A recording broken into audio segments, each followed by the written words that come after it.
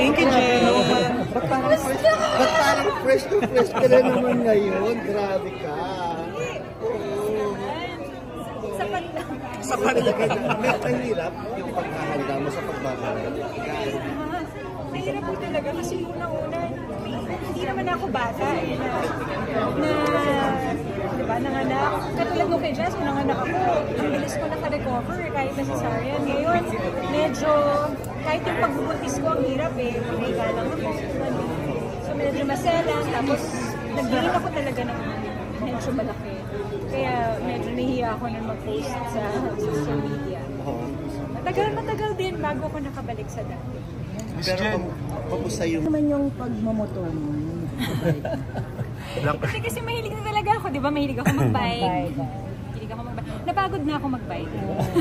So, parang mas relax lang yung motor. Binenta mo ng mga mamahalin mong hindi bike. nandyan pa rin. Kasi plano ko pang bumalik dapat mag-triathlon itong taon na to. Kaya lang, nawalan ako ng oras kasi yung show kailangan kong tutukan. Ang astig mo ha, doon sa photo mo. Yun, noon pa po Hindi ka naman nagsuscooter nahirapan. lang ako.